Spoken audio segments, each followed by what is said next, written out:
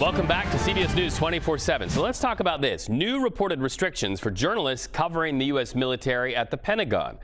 The Defense Department ordering information published by the press must be pre-approved before public release.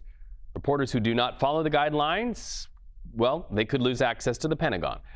Yesterday, President Donald Trump expressed opposition to the move. Should the Pentagon be in charge of deciding what reporters can report on? Yeah, I don't think so. Are you okay with them voting that? Nothing stops reporters, you know. So let's go live to one of those journalists at the Pentagon right now, CBS News senior national security correspondent Charlie Daggett. Charlie, good to have you with us today. How does this change things for you and other journalists there? Nothing stops reporters, Reeds. Look, if we sign this new agreement, 17 pages long, and abide by it, the conversation we're having right now would not happen. Not now, not ever, never. Reporters who don't sign the statement agreeing to these new rules will have, thank goodness I'm not wearing it, our press credentials yanked anyway. We're not supposed to put them on camera.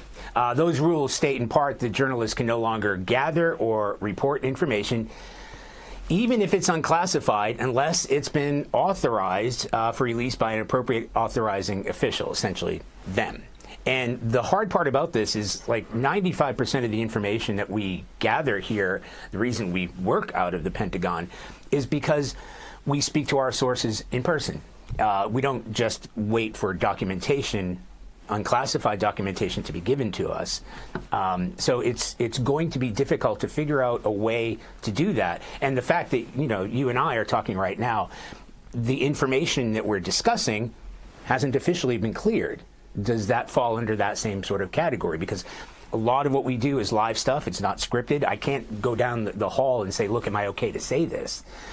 So that's where we stand right now. And there are kind of sensitivities that we can't really go into about how the press corps is going to react and how we're going to manage this going forward. But it needs to be addressed because it's going to be difficult for us to agree to the rules, because it also expands beyond here. It has to do with like access to military bases, you know, embeds, embarks, you know, some of the work that you've done in the past. Would you fall under that category? You know, so we just need a little bit more clarification as we go forward.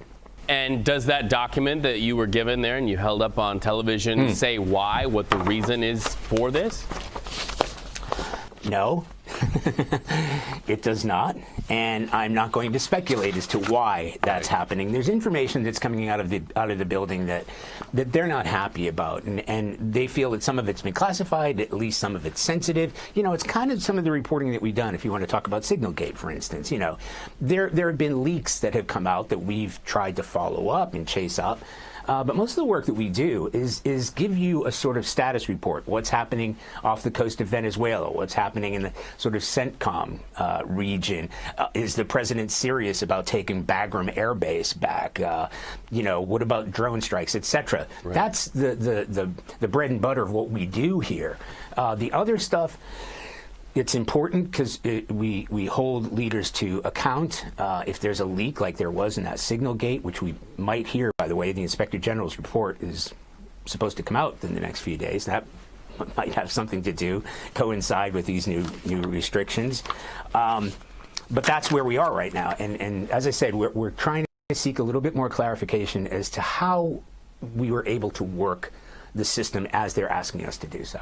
Right, and not only what happens there in the Pentagon affects the military and Americans, but also American soldiers and military families. Charlie Daggett, thank you so much. Good to have that conversation. We have a feeling there'll be a lot more reporting on this.